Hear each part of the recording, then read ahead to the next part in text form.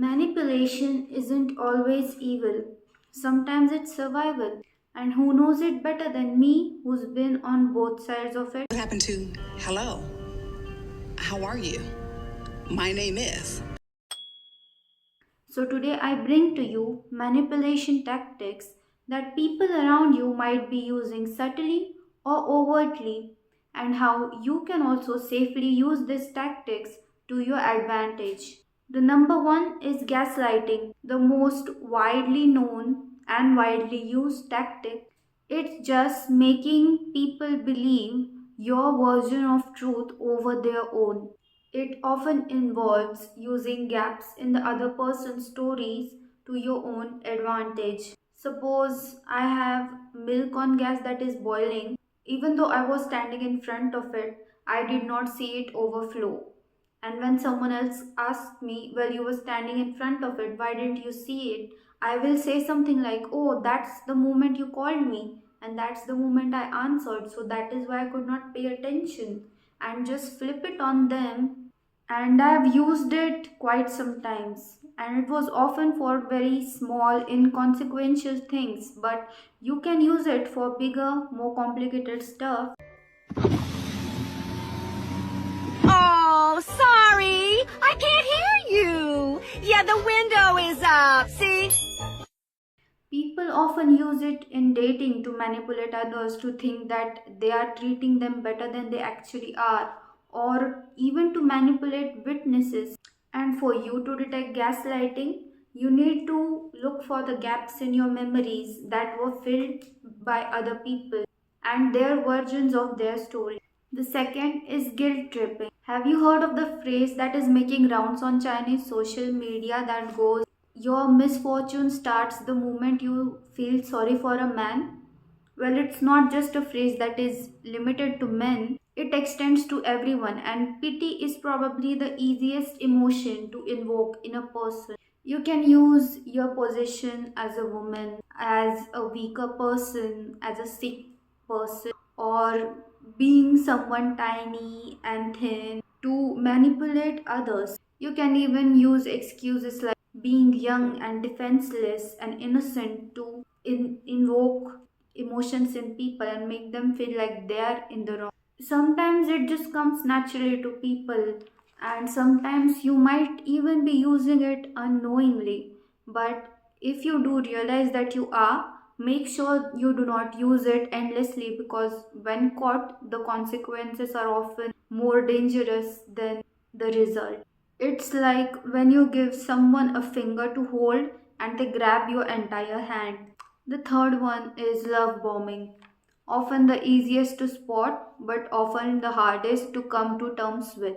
At first, everything feels rosy, unreal, and just like a dream with them. But to use love bombing on someone, you have to become their perfect person. You have to look at the nuances of the things that they are looking for in that person, and you have to become that. But the second you stop doing all of it, the illusion will end.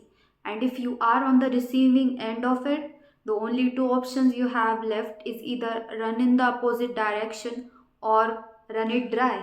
The fourth one is silent treatment. Again, it is not overt, but it is a subtle way of avoiding accountability. Me personally, I hate when people do this. Like, you can communicate, you can have a conversation about things, but no, you just decide to make me the villain and you stay quiet until I give in. So, if someone is doing it to you, do not take it personally and just let it be, because it says more about them. They are just trying to have control over you and to make it so that it is not their problem but your problem. I've seen it time and time again, and it's always those people hoping that you will give in. But guys, do not give in to this type of manipulation. Ignore them, act like they don't exist to you, and you know they'll come around when they need you. Do not let one thing go their way and then you will be in control. Fifth is being passive aggressive. People always use it as a cover for being funny or sarcastic, but really they are just trying to put their insecurities onto you. Let me give you an example for it. If you're someone who likes sugar in their tea and you are at the house of someone who knows it and they give you tea without sugar still, and instead of saying that, oh, maybe you forgot to put in the sugar, you say, oh, this tea is just like you, lacking sweetness. Sometimes it's a really good way to shut your haters, but it's a slippery slope. So always make sure that it is a reaction and not something you initiate. When faced with passive aggressiveness, take some time and come up with a factual, witty reply that makes them stop in their tracks. Make it so lethal that the next time they try to comment on you that way, they think twice before coming at you. Shanice, Yeah? your mouth is moving a lot like a rat. Yappa, yappa, yappa, yappa. Shut it, please. You can also just walk away, but where's the fun in that? The next one is playing the victim. This one, people who are lazy might know too well. It's always easier to play the victim when you're not willing to put in the work. Get your fucking ass up and work. It seems like nobody wants to work these days. This might be the one thing you should never use. You should know your triggers and you should know what makes you sluggish and lazy so you can nip it in the bud and try to distance yourself from people who want to bring you into this victim mentality with them. The seventh is emotional blackmail. This can be in many forms. I'll leave if you do this, or I'll do something to me or this relationship if things don't go my way. My response to this type has always been to go right ahead. Oh, you want to end it? Let's do it right now. Do you want my help showing you to the door? They back off so quick. And one of the ways that I actually use it to my advantage is when I want something done my way. Because I know that is the easiest and most feasible way. One time I was out with my brother and there were two ways to reach a destination. Mine was through less traffic and faster, and his was a bit longer and roundabout, but it wasn't that wrong. Like, we could have gone either way and reached the destination. So what I did was I just said, okay, have it your way. This way is faster, and the place that wanted to get another thing from falls in the way, so it is to our advantage that we go this way. But have it your way. Like, if you want to go that way, we can. And without questioning me, he just went the way that I wanted to. This is something I feel like I've been using since I was a kid.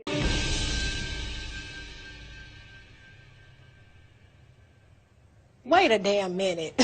What? And yeah, things do go your way 99.9% of the time. The next is isolation, making you cut contact with your friends, with your family, with your partners, and it can be any one of this circle trying to isolate you from the other.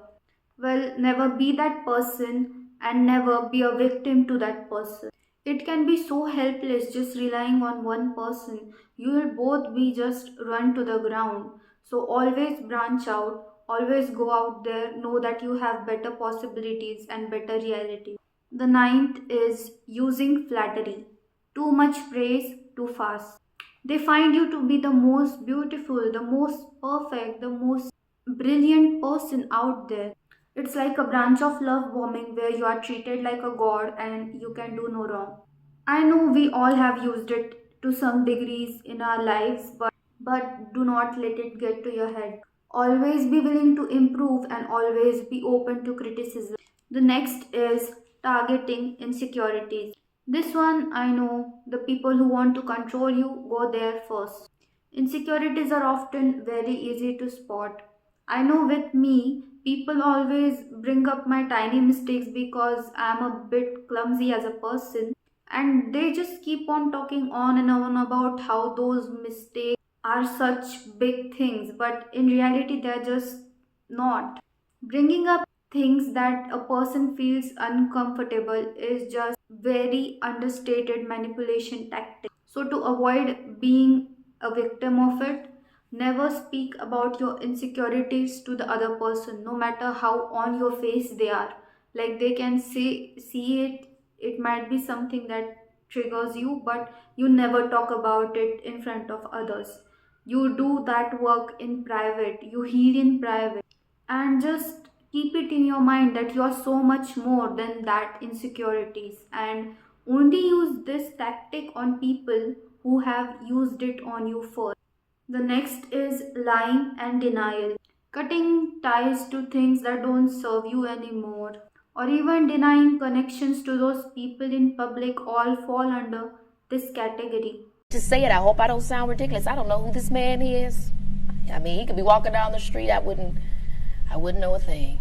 You can use it as a revenge tactic with people and tell them things and later on say, "Oh, when did I say that?" Or you can use these lies to just protect you and protect yourself from outside harm, and it will be helpful to you in both of those ways. Now, that is all about the tactics, and I also wanted to talk about the type of people who are most affected by these tactics. The number one is narcissists. You know, the people who are just so self absorbed that they do not see anything else but themselves. To manipulate this type of people, the three things that you need are love bombing, emotional manipulation, and flattery, and they fall quick and fast. And they wouldn't even suspect much. They are like, okay, I deserve this type of treatment, and I deserve all the praise that I'm getting, because they will never blame themselves for any mistake. The next type of people who fall for manipulation tactics are people pleasers. The easiest way to manipulate a people pleaser might be by gaslighting them, by guilt tripping them, making them feel pity for you, or even by giving them silent treatment. I know I've been that person for a long time. Start becoming a little bit more selfish about you if you are someone in this category. The next two are psychopaths and sadists, and although these are two very different people, I feel like they fall for the same kind of tactics. First, let's start with psychopath. And I feel like I started this video actually because I just saw last the drama Dear X, and it really made me think that okay, if there are some things that we can take from manipulation and use it to our advantage, what would they be? Because often in series also we see that things are just black and white and there is no gray or in between. Okay, now with psychopaths, what they often use is lying or emotional manipulation or playing the victim and making people worry about you. They use these tactics to make you take the fall for them. I feel like if you are a type of person in this category and you are someone who does not feel guilt no matter what you do, even to harm someone else, you need more than just words, you need therapy. Even white boys got the shout. Baby got.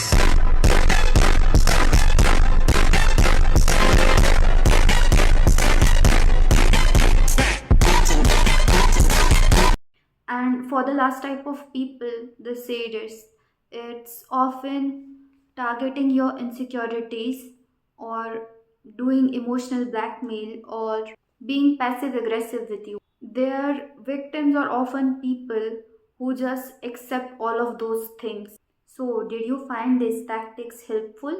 Do you think you will use it sometime soon? Let me know in the comments below, and if you found this video helpful, please subscribe and like. See you again next time. Bye.